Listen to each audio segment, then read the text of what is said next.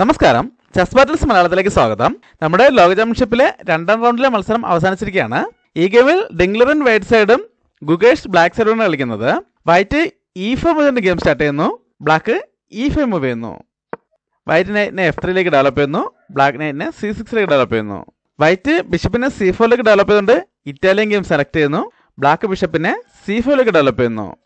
White D3 move ചെയ്യുന്നു. Black നൈറ്റിനെ F6ലേക്ക് develop ചെയ്യുന്നു. White നൈറ്റിനെ C3ലേക്ക് develop ചെയ്യുന്നു. ഇവിടെ ബ്ലാക്ക് വേഗത്തിൽ ഈ ബിഷപ്പിനെതിരെ ഒരു അറ്റാക്ക് കൊടുക്കാൻ ശ്രമിക്കുകയാണ്. അതിനായിട്ട് ആദ്യം A6 മൂവ് ചെയ്യുന്നു. ഇനി അടുത്ത മൂവിൽ B5 മൂവ് ചെയ്തുകൊണ്ട് ആ ബിഷപ്പിനെതിരെ അറ്റാക്ക് കൊടുക്കാനാണ് ലക്ഷ്യം. വൈറ്റ് അത് ബ്ലോക്ക് ചെയ്യാൻ ശ്രമിക്കുകയാണ്. അതിനായിട്ട് A4 മൂവ് ചെയ്തുകൊണ്ട് ഈ B5 സ്ക്വയർ കൺട്രോൾ ചെയ്യുന്നു. ബ്ലാക്ക് D6 മൂവ് ചെയ്തുകൊണ്ട് ബിഷപ്പിന്റെ ഡയഗണൽ ഓപ്പൺ ചെയ്യുന്നു. വൈറ്റ് കിങ് സൈഡിലേക്ക് കാസലിംഗ് ചെയ്യുന്നു. ഇവിടെ എപ്പോഴും വേണമെങ്കിൽ ബ്ലാക്കിനും കാസലിംഗ് ചെയ്യാം. എന്നാൽ ഈ ബിഷപ്പ് വെച്ച് ഇങ്ങനെ ഒരു പിന്ന് വരാൻ സാധ്യതയുണ്ട്. ബ്ലാക്ക് ആ പ്രശ്നം ആദ്യം പരിഹരിക്കുകയാണ്. അതിനായിട്ട് H6 മൂവ് ചെയ്തുകൊണ്ട് ഈ G5 സ്ക്വയർ കൺട്രോൾ ചെയ്യുന്നു. ഇവിടെ വൈറ്റ് എക്സ്ചേഞ്ച് ഓഫർ ആണ്. ബിഷപ്പിനെ E3ലേക്ക് ഡെവലപ്പ് ചെയ്തുകൊണ്ട് ബ്ലാക്കിന്റെ ബിഷപ്പിനെ അറ്റാക്ക് ചെയ്യുന്നു. എന്നാൽ ബ്ലാക്ക് അത് അക്സെപ്റ്റ് ചെയ്യുന്നില്ല. പകരം തിരിച്ചൊരു എക്സ്ചേഞ്ച് ഓഫർ ചെയ്യാണ്. അടുത്ത ബിഷപ്പിനെ E6ലേക്ക് ഡെവലപ്പ് ചെയ്തുകൊണ്ട് ഇങ്ങനൊരു എക്സ്ചേഞ്ച് ഓഫർ ചെയ്യുന്നു. ഇവിടെ ഇപ്പോൾ രണ്ടുപേർക്കും ഈ എക്സ്ചേഞ്ചുകൾ അക്സെപ്റ്റ് ചെയ്തെന്ന് വെച്ച് വലിയ പ്രശ്നങ്ങളൊന്നും വരാനില്ല. പകരം എതിരാളിക്ക് ഒരു ഡബിൾ പോണെന്ന വീക്ക്നെസ് കൊടുക്കാനും കഴിയും. എന്നാലും വൈറ്റും ഇപ്പോൾ ഒരു എക്സ്ചേഞ്ചിലേക്ക് പോകുന്നില്ല. A5 മൂവ് ചെയ്യുന്നു. ഈ സമയത്ത് ഗുഗേഷ് ലൈറ്റ് സ്കോർ ബിഷപ്പിൽ തമ്മിൽ എക്സ്ചേഞ്ച് ചെയ്യാണ്. ബിഷപ്പ് വെച്ച് ബിഷപ്പിന് വെട്ടുന്നു. വൈറ്റ് പോൺ വെച്ച് തിരിച്ചു വെട്ടുന്നു.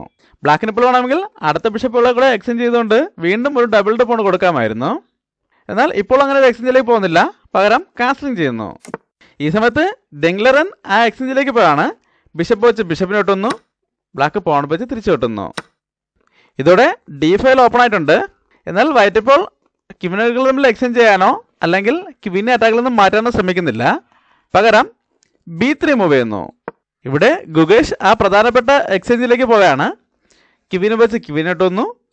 വൈറ്റ് റൂക്ക് വെച്ച് തിരിച്ചു വിട്ടുന്നു. ഇതോടെ വൈറ്റിന്റെ റൂക്കിന് ഈ ഓപ്പൺ ഫയൽ ഇട്ടിരിക്കുകയാണ്. ബ്ലാക്ക് ഇവിടെ വീണ്ടും ഒരു എക്സ്ചേഞ്ച് ഓഫർ ആണ്. റൂക്കിനെ D8ലേക്ക് കൊണ്ടുവന്ന് വൈറ്റിന്റെ റൂക്കിനെ അറ്റാക്ക് ചെയ്യുന്നു. വൈറ്റ് ഇപ്പോൾ റൂക്ക് വെച്ച് റൂക്കിലിട്ടാണെങ്കിൽ അടുത്ത റൂക്ക് വെച്ച് തിരിച്ചുവിട്ടിക്കൊണ്ട് ബ്ലാക്കിന് അടുത്ത റൂക്കിനെ ഓപ്പൺ ഫയലിലേക്ക് കൊണ്ടുവരാൻ കഴിയും. അതുകൊണ്ട് വൈറ്റ് ഇപ്പോൾ ഒരു എക്സ്ചേഞ്ചിലേക്ക് പോകുന്നില്ല. റൂക്കിനെ C1ലേക്ക് മൂവ് ചെയ്യുന്നു. ഇവിടെ ഇപ്പോൾ E4ലെയും E5ലെയും പോണുകൾ നൈറ്റുകൾ ഉപയോഗിച്ച് അറ്റാക്ക് ഉണ്ടെങ്കിലും ആ പോണുകൾക്ക് നൈറ്റുകളുടെ സംരക്ഷണമുണ്ട്. ഇവിടെ ഗുഗേഷ് ഒരു ട്രിക്ക് ഉപയോഗിക്കുകയാണ്. E5ലെ പോണുകളുടെ സംരക്ഷണം ഒഴിവാക്കിക്കൊണ്ട് നൈറ്റിനെ D4ലേക്ക് കൊണ്ടുവന്ന് വീണ്ടും ഒരു നൈറ്റ് എക്സ്ചേഞ്ച് ഓഫർ ചെയ്യുന്നു. ഇവിടെ ഇപ്പോൾ വൈറ്റ് നൈറ്റ് വെച്ച് നൈറ്റിനോട്ടാണെങ്കിൽ ബ്ലാക്കിന് പോൺ വെച്ച് തിരിച്ചിട്ടുകൊണ്ട് അടുത്ത നൈറ്റിനെതിരെ അറ്റാക്ക് കൊടുക്കുക. ആ നൈറ്റ് എങ്ങോട്ടെങ്കിലും മാറുമ്പോൾ നൈറ്റ് വെച്ച് E4ലെ പോണിനെയും വെട്ടിയെടുക്കുക. അല്ലാതെ നൈറ്റ് വെച്ച് ഈ പോൺ സാക്രിഫൈസ് അക്സെപ്റ്റ് ചെയ്യുകയാണെങ്കിൽ റൂക്കിനെ E8ലേക്ക് കൊണ്ടുവന്ന് ആ നൈറ്റിനെതിരെ അറ്റാക്ക് കൊടുക്കുക. ഇപ്പോൾ നൈറ്റ് അറ്റാക്കിൽ നിന്ന് എങ്ങോട്ടെങ്കിലും മാറുകയാണെങ്കിൽ E4ലെ പോണിനെതിരെ 2 പീസ് വെച്ച് അറ്റാക്ക് വരും. അതുകൊണ്ട് തന്നെ നൈറ്റ് വെച്ച് ആ പോണിനെ എടുക്കാം. അല്ലാതെ നൈറ്റിനെ അറ്റാക്കിൽ നിന്നും മാറ്റാതെ പോൺ വെച്ച് സപ്പോർട്ട് ചെയ്യാൻ ശ്രമിക്കുകയാണെങ്കിലും ബ്ലാക്കിന് ഇവിടെ മറ്റൊരു ട്രിക്ക് ഉപയോഗിക്കാം. അതായത് ഇപ്പോൾ വൈറ്റിന്റെ C3ലെ നൈറ്റ് 2 ജോലികൾ ചെയ്യുന്നുണ്ട്. ഒന്ന് ആ E4ലെ പോണിനെ സപ്പോർട്ട് ചെയ്യുന്നുണ്ട്. അതിനോടൊപ്പം ഈ E2 സ്ക്വയറും കൺട്രോൾ ചെയ്യുന്നുണ്ട്. ആ നൈറ്റ് അവിടെ നിന്ന് ഒഴിവായാൽ ഇങ്ങനെ ഒരു ഫോർക്കിംഗ് ചെക്കിനുള്ള സാധ്യതയുണ്ട്. അതുകൊണ്ട് തന്നെ ബ്ലാക്കിന് ഇപ്പോൾ നൈറ്റ് വെച്ച് E4ലെ പോണിട്ട് എടുക്കാം. വൈറ്റ് ഇപ്പോൾ നൈറ്റ് വെച്ച് നൈറ്റിനോട്ട് ആണെങ്കിൽ E2 സ്ക്വയറിലേക്കുള്ള കൺട്രോൾ നഷ്ടപ്പെടും. അതുകൊണ്ട് തന്നെ നൈറ്റിനെ E2ലേക്ക് കൊണ്ടുവന്ന് ഇങ്ങനൊരു ഫോർക്കിംഗ് ചെക്കിനോടൊപ്പം F4ലെ പോണേയും അറ്റാക്ക് ചെയ്യാം. ഇവിടെ ഇപ്പോൾ ബ്ലാക്കിന് 2 ഓപ്ഷൻ ഉണ്ട്. ഒന്നുകിൽ ഈ റൂക്കിനെ എടുക്കാം, അല്ലെങ്കിൽ നൈറ്റ് വെച്ച് F4ലെ പോണിനെ എടുത്തുകൊണ്ട് വൈറ്റിന്റെ ഈ നൈറ്റിനുള്ള സപ്പോർട്ട് ഒഴിവാക്കാം. ഇപ്പോൾ ആ പോണിനെ എടുക്കുന്നതായിരിക്കും നല്ല മൂവ്.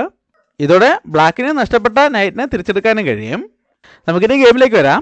എന്തായാലും ഡിംഗ്ലറിനെ ഇവിടെ ഈ നൈറ്റുകൾ തമ്മിൽ എക്സ്ചേഞ്ച് ചെയ്യാനോ അല്ലെങ്കിൽ നൈറ്റ് വെച്ച് ഈ ഫ്രീ ആയിട്ട് കിട്ടുന്ന പോണിനെ എടുക്കാനോ ശ്രമിക്കുന്നില്ല. പകരം നൈറ്റിനെ അറ്റാക്കിൽ നിന്ന് മാറ്റാണ്. നൈറ്റിനെ E1ലേക്ക് മൂവ് ചെയ്യുന്നു. ഈ സമയത്ത് ബ്ലാക്ക് റൂക്കിനെ D6ലേക്ക് കൊണ്ടുവരുന്നു. വൈറ്റ് കിങ്ങിനെ F1ലേക്ക് മൂവ് ചെയ്യുന്നു. ബ്ലാക്ക് G6 മൂവ് ചെയ്യുന്നു.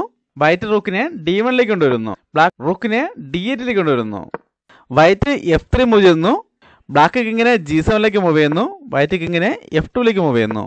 ഇവിടെ ബ്ലാക്ക് H5 മൂവ് ചെയ്ത ശേഷം വൈറ്റ് അടുത്തൊരു എക്സ്ചേഞ്ച് ഓഫർ ആണ്. നൈറ്റിനെ E2ലേക്ക് മൂവ് ചെയ്തുകൊണ്ട് ബ്ലാക്കിന്റെ നൈറ്റിനെ അറ്റാക്ക് ചെയ്യുന്നു.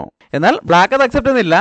പകരം നൈറ്റിനെ C6ലേക്ക് മൂവ് ചെയ്തുകൊണ്ട് ഒരു റൂക്ക് എക്സ്ചേഞ്ച് ഓഫർ ചെയ്യുന്നു. എന്നാൽ വൈറ്റും അത് അക്സെപ്റ്റ് ചെയ്യുന്നില്ല. നൈറ്റിനെ C3ലേക്ക് മൂവ് ചെയ്തുകൊണ്ട് റൂക്കിന് ഒരു സപ്പോർട്ട് കൊടുക്കുന്നു. ഇവിടെ രണ്ടുപേർക്കും എക്സ്ചേഞ്ച് ചെയ്തുകൊണ്ട് മുന്നോട്ട് പോകാൻ താല്പര്യമില്ല. അതുകൊണ്ട് ബ്ലാക്ക് നൈറ്റിനെ തിരിച്ചുകൊണ്ടുവരാണ്. നൈറ്റിനെ D4 തിരിച്ചുകൊണ്ടുവരുന്നു. ഇവിടെ ഇങ്ങനെ സെയിം മൂവുകൾ 3 തവണ ആവർത്തിക്കപ്പെട്ടതോടെ ഗെയിം സമനിലയിൽ അവസാനിക്കുകയായിരുന്നു.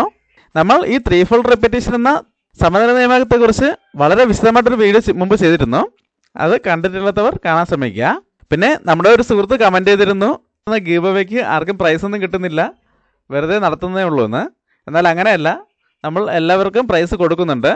എങ്ങനെയാണ് വിജയെ തിരഞ്ഞെടുക്കുന്നതെന്നും നമ്മൾ വ്യക്തമായി കാണിച്ചിരുന്നു. ആ വീഡിയോ കാണാത്തതുകൊണ്ടാണ് സുഹൃത്തിന് അങ്ങനെ സംശയം വന്നത്. വിജയെ തിരഞ്ഞെടുക്കുമ്പോൾ തന്നെ നമ്മൾ അവരുടെ വാട്സപ്പ് നമ്പറും കാണിച്ചിട്ടുണ്ട്. ആ നമ്പറിൽ ജസ്റ്റ് ഒന്ന് മെസ്സേജ് ചെയ്താൽ പോലും അവർക്കത് കിട്ടിയിട്ടുണ്ടോ ഇല്ലേ എന്ന് നിങ്ങൾക്ക് അറിയാൻ കഴിയും. നമ്മുടെ പുതിയ ഗീവയുടെ ഡീറ്റെയിൽസ് ഡിസ്ക്രിപ്ഷനിൽ കൊടുത്തേക്കാം. താല്പര്യമുള്ളവർ പങ്കെടുക്കുക. അടുത്തൊരു വീഡിയോ കാണാം. നന്ദി, നമസ്കാരം.